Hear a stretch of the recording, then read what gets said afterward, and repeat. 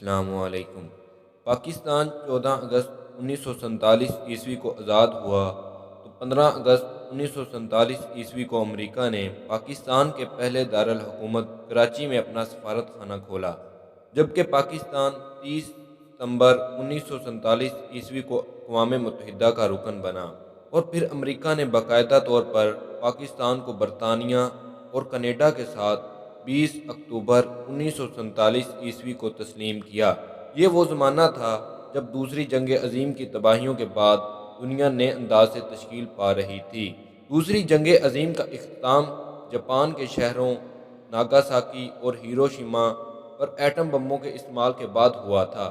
میں ہوں بلال مغل، آپ دیکھ رہے ہیں سچ کی جستجو۔ آج ہم آپ کو پاکستان کی مکمل کہانی، جنگیں اور سیاست کے بارے میں بتائیں گے۔ اس سے پہلے اگر آپ نے ابھی تک ہمارے چینل کو سبسکرائب نہیں کیا تو چینل کو سبسکرائب کر دیں اور ساتھ بیل آئیکن پر کلک کر دیں تاکہ آپ کو ہماری ہر آنے والی ویڈیو کا نوٹیفیکیشن بر وقت مل سکے۔ یہ تاریخ کا وہ دورہ تھا جہاں پر ایک جانب 1917 میں مارکسی اشتراکی نظریات پر سوویت یونین میں رونما ہونے والا انقلاب اب مشرقی یورپ کے ممالک تک پھیل چکا تھا اور ایشیا، افریقہ اور لاطینی امریکہ کے ممالک میں داخل ہو رہا تھا۔ دوسری جانب اب جابرانہ نوآبادیاتی نظام دنیا سے ختم ہو رہا تھا۔ پہلی جنگ عظیم میں لیگ آف نیشنز کے ناکامی کے بنیاد پر تلخ حقائق کو تسلیم کرتے ہوئے دوسری جنگ عظیم کے فوراً بعد اقوام متحدہ کا ادارہ، اس کی جنرل اسمبلی اور اس کی سیکیورٹی کونسل کے ساتھ تشکیل دیا گیا تھا۔ سیکیورٹی کونسل میں دنیا کے 5 بڑے ملکوں کو دنیا کے ہر فیصلے کا رد کرنے کا اختیار دیا گیا، جس کو ویٹو کہا جاتا ہے، اور در پردہ سیاسی نوآبادیاتی اور ملکوں کو آزادی دیتے وقت ان بڑی قوتوں نے اپنے مفادات کو سامنے رکھتے ہوئے ایک نیا سیاسی اقتصادی نظام تشکیل دیا تھا۔ نوآبادیاتی نظام سے آزاد ہونے والے ملکوں کے درمیان سرحدی تنازعات پیدا کیے گئے تھے اور قرضوں کے باعث یہ ترقی پذیر ممالک ان بڑے ملکوں کی اقتصادی جال میں گرفتار ہو رہے تھے، مگر دنیا کے 24% رقبے اور دنیا کی 25% آبادی پر مشتمل باشمول برصغیر کی برطانوی نوآبادیاتی کے لیے بھی جال تو یہی تھا، لیکن فرانسیسی، اطالوی بلندیزی اور دیگر مغربی نوآبادیاتی قوتوں کے مقابلے میں صورتحال مختلف تھی۔ پاکستان، بھارت سمیت ان میں سے بیشتر غلام ممالک مسلح جدوجہد کے بجائے سسٹمیٹک طریقے یعنی ایک خاص انداز کے نظام کے تحت آزاد ہوئے تھے، جس میں انگریز دور ہی میں تشکیل پانے والی انتظامیہ، پارلیمنٹ یعنی مقننہ عدلیہ اور فوج شامل تھی۔ خصوصاً پاکستان اور بھارت کی صورتحال تو بہت ہی دلچسپ تھی۔ دوسری جنگ عظیم کے صرف 3.5 مہینے بعد دسمبر 1945 اور جنوری 1946 میں 1935 کے قانون ہند کے تحت متحدہ ہندوستان کے آخری انتخابات جداگانہ بنیادوں پر منعقد ہوئے تھے، یعنی ہندوستان میں صوبائی اسمبلیوں اور مرکزی اسمبلی کی نشستیں مسلمان اور ہندو آبادی کے تناسب سے طے کی گئی تھیں۔ البتہ یہ ضرور تھا کہ کانگریس اور مسلم لیگ ہندو اور مسلم نشستوں پر اپنے اپنے ہندو اور مسلمان امیدوار کھڑے کر سکتی تھیں۔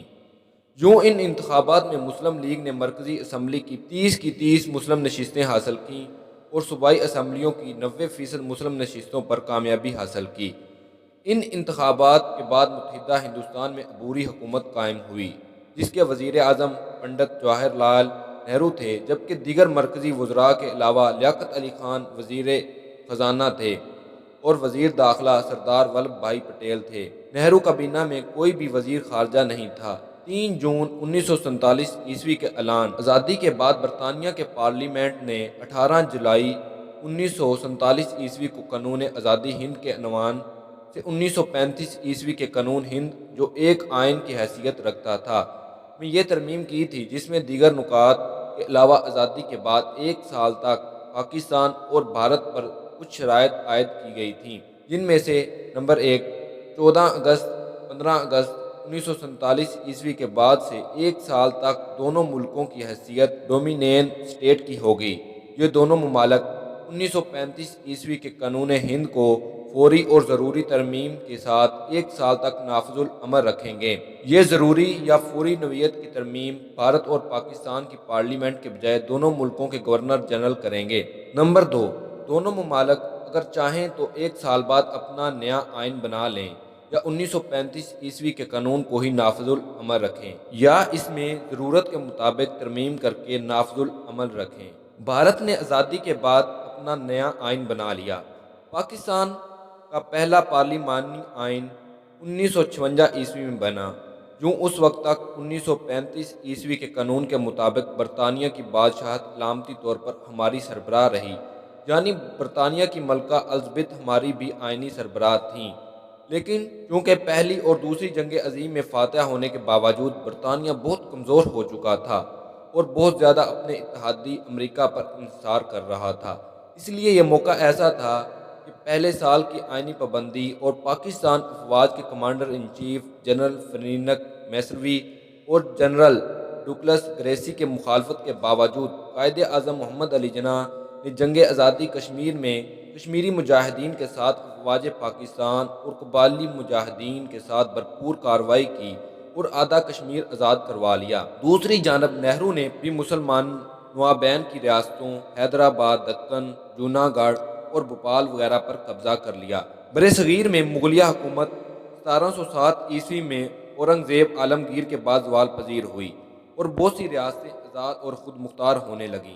البتہ یہ تمام ریاستیں علامی طور پر ہی صحیح مگر دلی کے تخت پر بیٹھے مغل بادشاہ کے پورے ہندوستان کو بادشاہ تسلیم کرتی تھیں، اور یہ سلسلہ 1857 کے جنگ آزادی تک قائم رہا، جس میں شکست کے بعد انگریزوں نے آخری مغل بادشاہ بہادر شاہ ظفر کو تخت و تاج سے محروم کر کے رنگون میں قید کر دیا۔ مگر انگریزوں نے شروع ہی سے پرانے جاگیردارانہ نظام کو اپنی سیاسی ضرورت کے تحت تبدیل کر کے نافذ رکھا۔ یوں تاج برطانیہ سے ہندوستان میں آزادی تک انگریز سرکار کی متحدی میں چھوٹی بڑی تقریباً 540 ریاستیں تھیں، اور 18 جولائی 1947 کو برطانوی پارلیمنٹ سے منظور ہونے والی 1935 کے قانون ہند کی ترمیم میں یہ بھی تھا ان ریاستوں کے راجے مہاراجے، قوانین اور نوابین برصغیر کے تقسیم اور آزادی کے بعد اپنے عوام کی مرضی، ریاست کی سرحدی قرابت وغیرہ کو مد نظر رکھتے ہوئے پاکستان یا ہندوستان میں شمولیت کا فیصلہ کریں گے۔ حیدرآباد دکن اس وقت دنیا کی سب سے امیر ریاست تھی، جس کے آخری حکمران نظام میر عثمان علی خان تھے، جو اس وقت دنیا کے سب سے امیر آدمی تھے۔ ریاست حیدرآباد 1724 میں قائم ہوئی تھی اور 1798 میں ریاست حیدرآباد نے انگریزی اقتدار کو قبول کیا۔ اس ریاست کا رقبہ 2,15,339 مربع کلومیٹر اور آبادی 1941 کی مردم شماری کے مطابق 1,63,40,000 پر مشتمل تھی، اور یہاں مسلمانوں کا تناسب 11% سے زیادہ تھا۔ نظام حیدرآباد نے ریاست کو آزاد رکھنے کا فیصلہ کیا تھا، مگر بھارت نے آزادی کے فوراً بعد حیدرآباد پر میجر جنرل JN چودھری کی سربراہی میں فوج بھیج کر قبضہ کر لیا۔ یہی جنرل JN چودھری اعظم آباد بھارتی فوج کے آرمی چیف ہوئے۔ ریاست بھوپال، جس سے پاکستان کے عظیم سائنسدان ڈاکٹر قدیر خان کا تعلق ہے، اس پر بھی 1948 میں بھارت نے بزور قوت قبضہ کیا۔ اس کے مسلمان نواب پاکستان میں شامل ہونا چاہتے تھے۔ اس کا رقبہ 17,801 مربع کلومیٹر ہے اور آبادی 1921 کے مطابق 7,30,000 تھی۔ البتہ آبادی کی اکثریت ہندو تھی۔ ایک اور بڑی ریاست جس کے نواب مسلمان تھے وہ جونا گڑھ کی تھی، جس کا رقبہ 3,337 مربع کلومیٹر اور آبادی 1941 کے مطابق 4,65,493 تھی، لیکن اکثریت ہندو تھی۔ اس کے نواب محمد محتاب خان جی نے بھی پاکستان کے ساتھ الحاق کا فیصلہ کیا تھا، مگر 1948 میں اس پر بھارت نے بزور طاقت قبضہ کر لیا۔ 14 اگست 1947 تک انگریزی دور حکومت میں ریاست جموں و کشمیر کا مجموعی رقبہ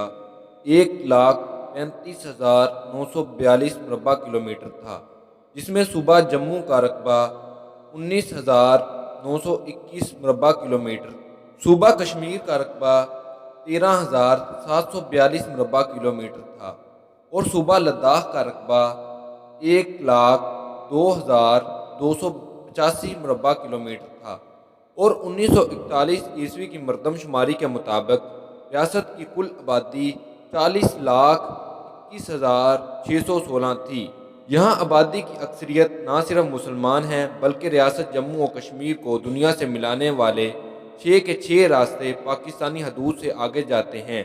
اور عوام کی اکثریت آج بھی پاکستان کے ساتھ رہنا چاہتی ہے، مگر انگریز ہندو گٹھ جوڑ پہلے ہی سے تھا۔ یہی وجہ تھی کہ پہلے مرحلے میں ریڈ کلف ایوارڈ نے پنجاب کی تقسیم میں مشرقی پنجاب کے اضلاع گرداسپور، فیروز پور اور زیرہ ناانصافی کرتے ہوئے بھارت کو دے دیے گئے، اور پھر ہندوستان میں آزادی سے قبل پنڈت جواہر لال نہرو کی عبوری حکومت کے وزیر داخلہ سردار ولبھ بھائی پٹیل اور ماسٹر تارا سنگھ کے مسلح جتھوں نے ان مسلم اکثریتی علاقوں میں قتل عام کر کے لاکھوں مسلمانوں کو پاکستانی علاقوں میں دھکیل دیا۔ اس سے ایک طرف تو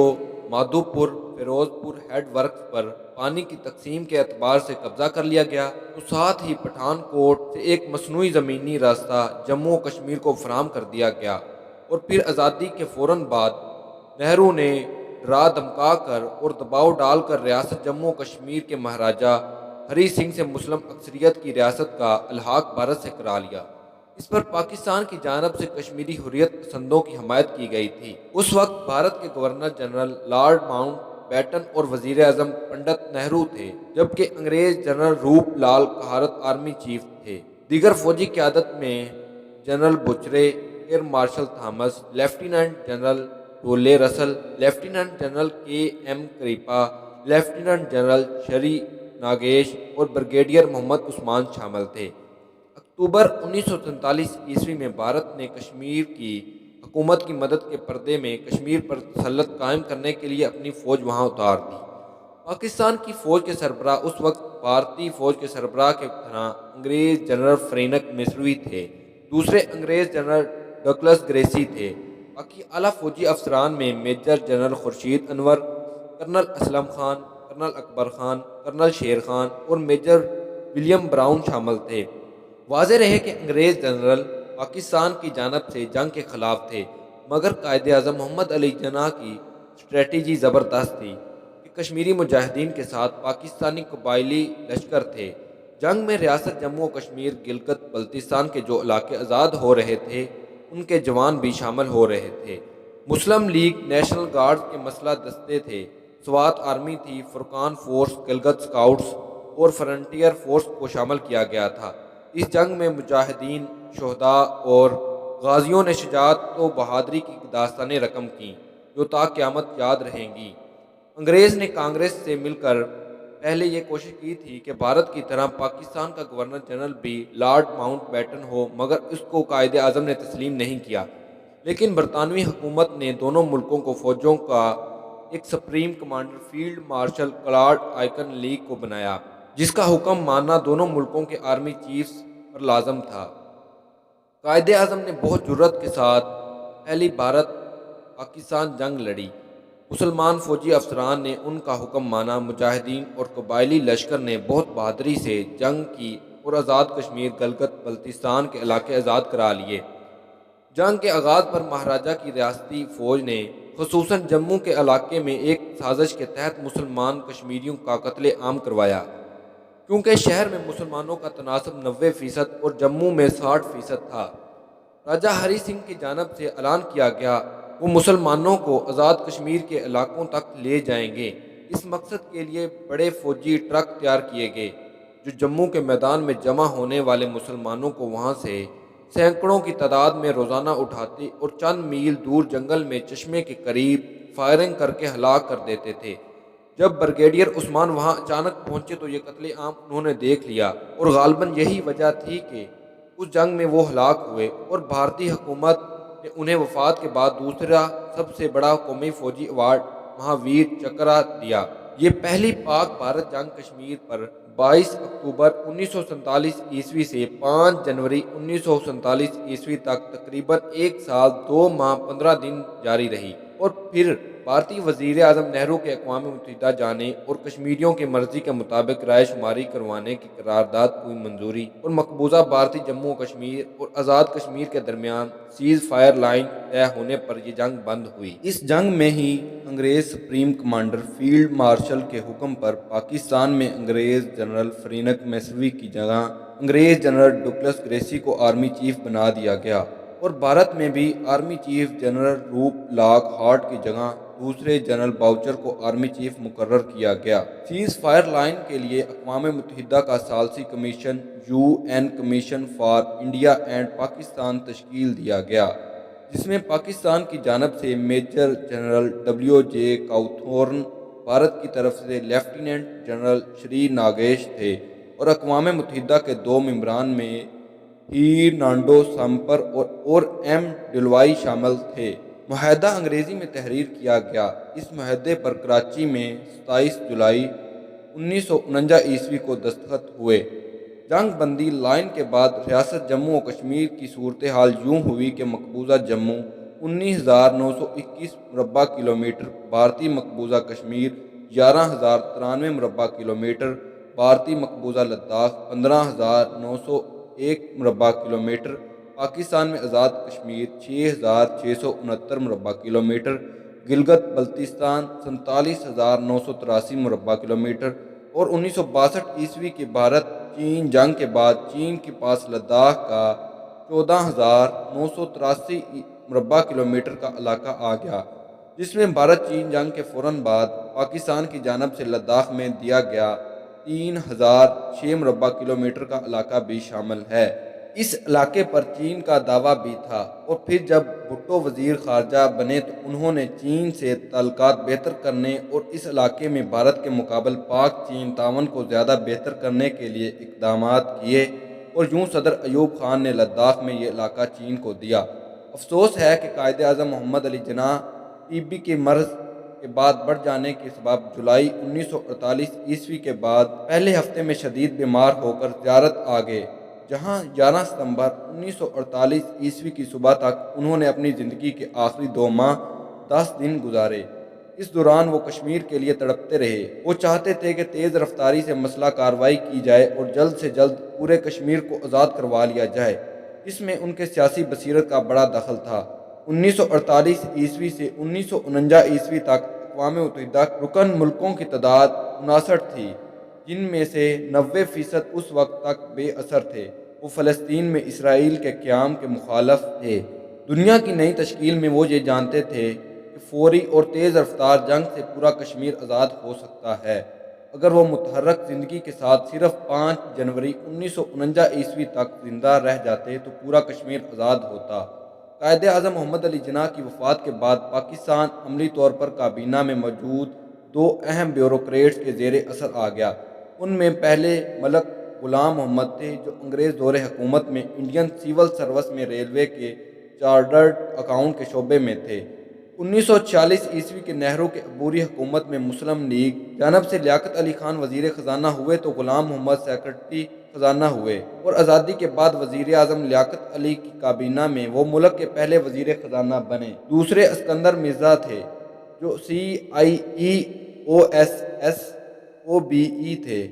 سینٹ ہرسٹ ملٹری کالج سے فارغ التحصیل ہونے کے بعد فوج کے جنرل بھی ہوئے، پھر انڈین پولیٹیکل سروس میں آئے اور زیادہ عرصے تک پولیٹیکل ایجنٹ رہے۔ پاکستان کے پہلے سیکرٹری دفاع ہوئے۔ اس حیثیت میں انہوں نے پہلی پاک بھارت جنگ میں کردار ادا کیا، پھر مشرقی پاکستان کے گورنر ہوئے، اور پھر ملک غلام محمد کے بعد گورنر جنرل بنے، اور 1954 کے پارلیمانی آئین کے نفاذ کے بعد ملک کے پہلے صدر ہوئے۔ اسکندر مرزا کے بیٹے ڈاکٹر ہمایوں مرزا نے اپنی کتاب فرام پلاسی ٹو پاکستان میں اپنی خاندانی شجرہ کا ذکر کرتے ہوئے بتایا ہے کہ بنگال کے میر جعفر ان کے جد امجد تھے، اور ساتھ ہی انہوں نے مورخین پر تنقید کی کہ مورخین نے میر جعفر کے کردار کو درست انداز میں پیش نہیں کیا۔ بہرحال ان دونوں نے اپنے اپنے طور پر پاکستان اور خصوصاً کشمیر کو بہت نقصان پہنچایا۔ 1949 میں جنگ بندی کے بعد 3 مئی 1950 کو لیاقت علی خان نے امریکہ کا دورہ کیا۔ کہا جاتا ہے کہ امریکی صدر ٹرومین نے ان سے ملاقات میں پاکستان میں روس کے خلاف فوجی اڈہ مانگا تو انہوں نے جواب دیا کہ پاکستان نے آدھا کشمیر امریکی امداد کے بغیر آزاد کروایا ہے۔ اکتوبر 1951 میں لیاقت علی خان کو راولپنڈی میں شہید کر دیا گیا۔ اس کے بعد گورنر جنرل خواجہ نظام الدین کو وزیر اعظم بنا کر ملک غلام محمد خود گورنر جنرل ہو گئے، اور پھر 1935 کے قانون کی شق کو استعمال کرتے ہوئے خواجہ نظام الدین کی حکومت کو برخاست کر دیا۔ اس دوران ملک کا آئین نہ بن سکا، اور جب 1956 میں آئین بنا تو اس کے بعد اسکندر مرزا نے اسے ناکام بنانے کی سازش کی، اور فیلڈ مارشل جنرل محمد ایوب خان نے 1958 میں مارشل لا نافذ کر کے 1956 کے آئین کو منسوخ کر دیا۔ اس وقت تک ملک میں عام انتخابات نہ ہونے کی وجہ سے ایک جانب تو ملک میں نمائندہ حکومت نہیں تھی،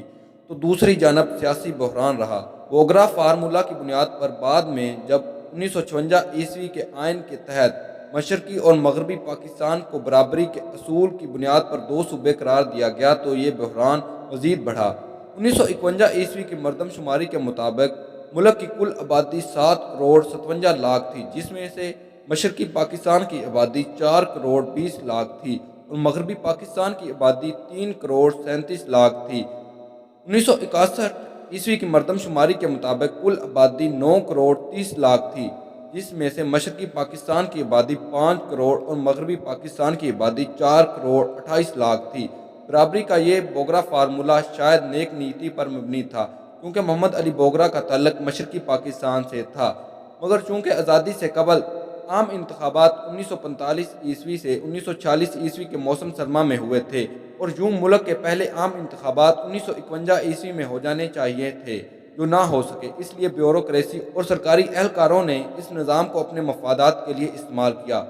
مغربی پاکستان کو 4 کے بجائے ایک صوبہ بنا دینے سے ملازم اور صوبائی حقوق کے لحاظ سے پنجاب کے خلاف سندھ، سرحد اور بلوچستان کو شکایات رہیں، اور مشرقی پاکستان کو یہ شکایت تھی کہ آبادی کی اکثریت کے باوجود جمہوری، سیاسی، مالیاتی اور معاشی حقوق میں انہیں کم حصہ دیا جا رہا ہے۔ پھر دوسری جانب ہمارے حکمران چونکہ عوامی سطح پر مقبولیت کھو بیٹھے تھے، اس لیے خارجی سطح پر انہوں نے جن مسائل کا سامنا تھا اس کے لیے 1958 تک ان کا تمام تر انحصار بیوروکریسی پر رہا، اور پاکستان سیٹو اور سینٹو جیسے معاہدوں کے تحت امریکہ اور مغربی یورپ کے مفادات کا نگہبان بن گیا، اور سابق سوویت یونین، چین، مشرقی یورپی ممالک یہاں تک کہ مشرقی وسطی کے ممالک سے اس کے تعلقات بہتر نہ رہے۔ وزیر اعظم حسین شہید سہروردی کے دور میں پشاور کے نزدیک بٹ بیر کے مقام پر سوویت یونین کی فضائی جاسوسی کے لیے امریکہ کو اڈہ بھی دے دیا گیا،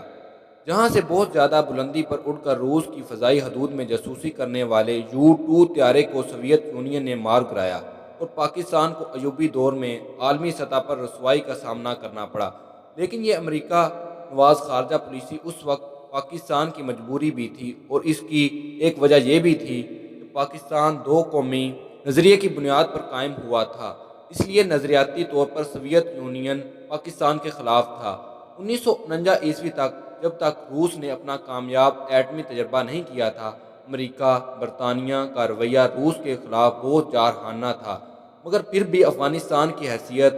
بفر زون کی رہی، اور افغانستان کی سرحد سے وسطی ایشیا کی مسلم اکثریتی ریاستوں میں کوئی دراندازی نہیں کی گئی۔ لیکن سوویت یونین کے لیے نظریاتی طور پر پاکستان تاریخی اعتبار سے ایک خطرہ تھا۔ پھر 1962 تک انڈیا چین تعلقات بہت اچھے تھے، اور بھارت اور چین میں ہندی چینی بھائی بھائی کا نعرہ گونجتا تھا، اس لیے پاکستان کو اپنے دفاع کے لیے خارجہ پالیسی کو امریکہ اور برطانیہ نواز بنانا پڑا، جبکہ نہرو نے بھارت میں جمہوریت اور سیکولرزم کی بنیاد پر آئین بنا کر کوشش کی تھی کہ دنیا پر ایک متوازن بھارتی معاشرے کے تصور کو اجاگر کرے۔ خارجی سطح پر بھارت نے غیر جانبدار ممالک کی تحریک کے تحت دنیا کے بیشتر ایسے ممالک جو کسی معاہدے کی وجہ سے امریکہ، برطانیہ، سوویت یونین یا ان کے کسی بلاک سے جڑے ہوئے نہیں تھے، ان کو شامل کیا، اور نہرو اس کی بدولت عالمی سطح پر ہیرو قرار پائے، جبکہ سوویت یونین سے ان کے ذاتی تعلقات 1927 سے اس وقت سے تھے جب انہوں نے اپنے والد اور اس وقت کے آل انڈیا کانگریس کے صدر موتی لال نہرو کے ساتھ سوویت یونین میں 10 سالہ کمیونسٹ انقلاب کے جشن میں شرکت کی تھی۔ چین سے بھی تعلقات چینی رہنماؤں سے اشتراکی انقلاب اور 1949 میں چین کی آزادی سے پہلے کے تھے۔ اس طرح برطانیہ کا جھکاؤ 1947 میں ہندوستان کی تقسیم میں بھارت کی طرف تھا اور کشمیر کے مسئلے پر وہ باوجود 18 جولائی 1947 کے قانون آزادی تقسیم ہند کے بھارت کی طرف داری میں رہا۔ جہاں تک تعلق امریکہ کا ہے تو بھارتی وزیر اعظم پنڈت جواہر لال نے بہن کو امریکہ میں سفیر تعینات کیا۔ انہوں نے اپنی زندگی میں امریکہ کے 4 سرکاری دورے کیے۔ پہلا دورہ سوویت یونین کے دورے سے پہلے 11 اکتوبر 1949 کو کیا، جب پاکستان اور بھارت کے درمیان کشمیر کی جنگ پر سیز فائر معاہدہ ہو چکا تھا۔ اقوام متحدہ کی قراردادیں تھیں، سوویت یونین ایٹمی قوت بن چکا تھا اور پاکستان کے وزیر اعظم لیاقت علی خان نے امریکہ کا دورہ نہیں کیا تھا۔ نہرو نے امریکہ کا دوسرا دورہ 11 دسمبر 1956 کو کیا، جب کچھ دن قبل وہ کشمیر میں آئین کے آرٹیکل 370 کے تحت نیشنل کانفرنس کے شیخ عبداللہ سے ساز باز کر چکے تھے۔ وہ ریاست کی حکومت اور انتخابات کی بنیاد پر دنیا کے یہ باور کروانا چاہتے تھے کہ مقبوضہ کشمیر میں مقامی آبادی کو 35A کے تحت بھی تحفظ کے حقوق حاصل ہیں اور یہ سب جمہوری انداز پر ہے۔ یہ دورہ عالمی سیاست کے اعتبار سے بھی اہم تھا۔ مصر میں نہر سویز کے مسئلے پر برطانیہ، فرانس اور اسرائیل سے مصر کی جنگ سے نئی صورتحال میں بھارت کا کردار مصری رہنما جمال عبد الناصر سے خصوصی دوستی کے لحاظ سے کیسا ہوگا؟ اس طرح سوویت یونین اور چین کی دوستی اسٹالن کے دور تک بہتر تھی، تاہم وہ 1953 میں اسٹالن کی وفات کے بعد باہمی اختلافات کا شکار ہو رہی تھی اور ان دو بڑی کمیونسٹ قوتوں کے تصادمات بڑھ رہے تھے۔ نہرو نے تیسرا امریکی دورہ 26 ستمبر 1960 کو اور چوتھا اور آخری دورہ 6 نومبر 1961 کو کیا۔ یہ وہ دورہ تھا جب کیوبا میزائل بحران اور پھر چین بھارت تعلقات کشیدگی کی جانب جا رہے تھے۔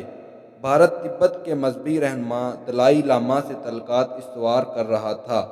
1962 میں لداخ پر بھارت چین کی جنگ ہوئی۔ یہ علاقے میں ایک تبدیلی تھی جو پاکستان کے حق میں اس لحاظ سے بہتر تھی کہ بھارت کا ہمسایہ اور دنیا کا ایک بڑا ملک بھارت سے دور ہو کر پاکستان کے نزدیک آ رہا تھا۔ اس موقع پر چین کی جانب سے یہ پیغام بھی دیا گیا تھا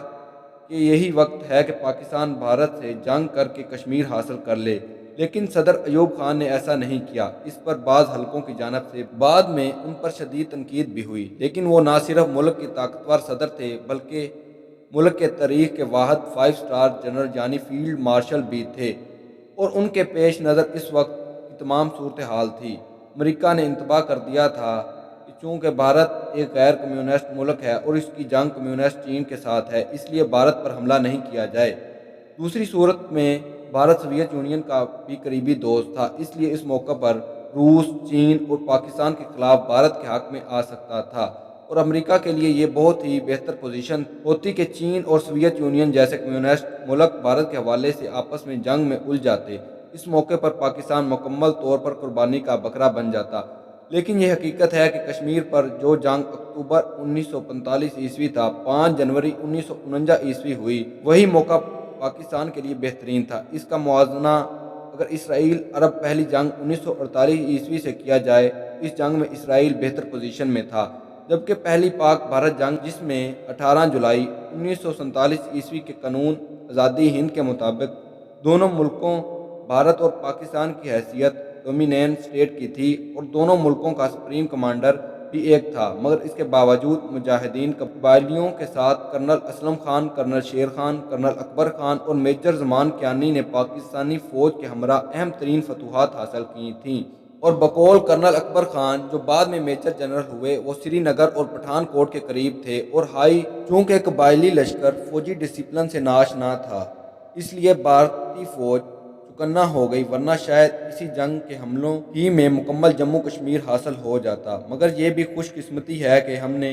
اس وقت جو رقبہ آزاد کروایا وہ اب تک آزاد ہے، اور ہم اب بھی اس پوزیشن میں ہیں کہ اس رقبے سے بہتر انداز کی جنگی اسٹریٹجی کے ساتھ بھارت کا مقابلہ کر سکتے ہیں۔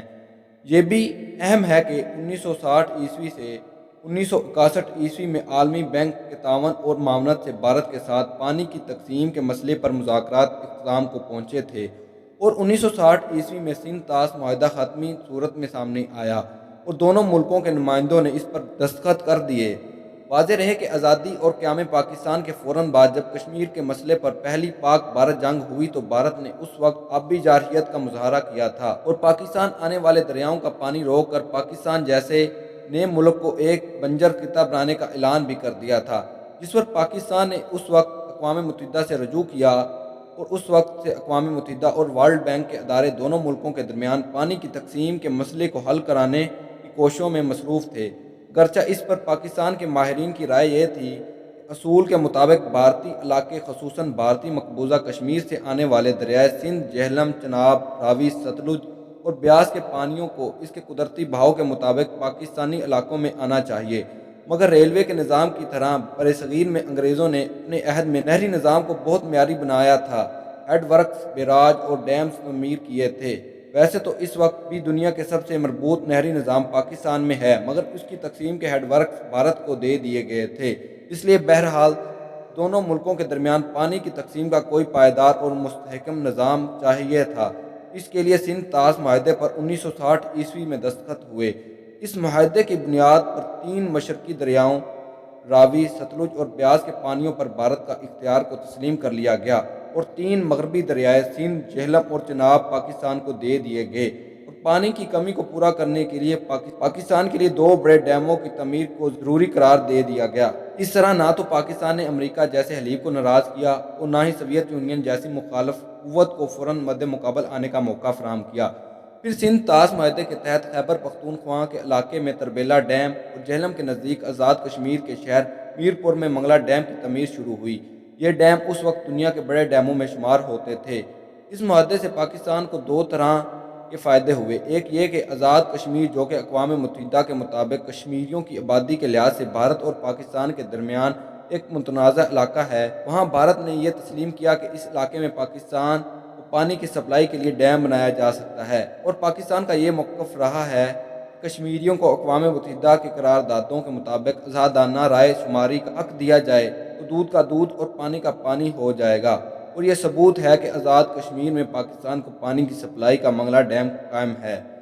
کیونکہ منگلا ڈیم کی تعمیر سے میرپور کا شہر زیر آب آ گیا تھا اور اس مقام سے ہٹ کر دوبارہ شہر تعمیر کرنا پڑا تھا۔ دوسرا فائدہ اللہ تعالیٰ کی طرف سے یہ ہوا کہ جس وقت اس ڈیم کی تعمیر جاری تھی اس وقت دوسری جنگ عظیم کے بعد یورپ کے دوسرے ملکوں کی طرح برطانیہ میں بھی تعمیر نو کا عمل مکمل ہو گیا تھا اور اب وہاں تیز رفتار صنعتی اقتصادی ترقی کے لیے بڑی افرادی قوت کی ضرورت تھی، اور جو کمپنی جہاں میرپور میں ڈیم کی تعمیر کر رہی تھی اس نے یہاں بے گھر ہونے والے لوگوں کو ایک یہ بھی سہولت فراہم کی کہ اگر یہ برطانیہ میں روزگار کے لیے جانا چاہیں تو ان کو وہاں بھیجا جائے گا۔ یوں اس وقت آزاد کشمیر خصوصاً میرپور کے علاقے سے ہزاروں کشمیری برطانیہ گئے اور پھر وہاں مستقل آبادی ہو گئے، جن کی تعداد اب وہاں تیسری نسل کے اعتبار سے 2.5 لاکھ سے تجاوز کر گئی ہے۔ مگر حیرت کی بات ہے کہ وہ نہ صرف کشمیری ہیں بلکہ ان کو اپنے کشمیری ہونے پر فخر بھی ہے۔ وہ تمام ہی خود اور اپنے بچوں کو سالانہ تعطیلات میں آزاد کشمیر بھیجتے ہیں اور یہاں موجود اساتذہ، دانشور اور محقق ان برطانوی نژاد کشمیری بچوں اور نوجوانوں کو کشمیر کے متعلق بتاتے ہیں۔ واضح رہے کہ اس وقت کشمیریوں کے نمائندگی کرتے ہوئے کئی برطانوی نژاد کشمیری برطانیہ کے ہاؤس آف لارڈز اور ہاؤس آف کامنز میں موجود ہیں۔ یوں برطانیہ سے یہ تمام لوگ کشمیر کے لیے بہت مؤثر انداز میں آواز بلند کرتے رہے اور کرتے رہیں گے۔ یہ تھی پاکستان کی سیاست، جنگیں جو ہم نے آپ کو بتائی ہیں۔ چینل کو لازمی سبسکرائب کریں اور ساتھ بیل آئیکن پر کلک کریں تاکہ آپ کو ہماری ہر آنے والی ویڈیو پر وقت مل سکے۔ اگر ویڈیو اچھی لگی ہے لائک کریں اور ساتھ کمنٹ سیکشن میں اپنی رائے کا اظہار ضرور کریں۔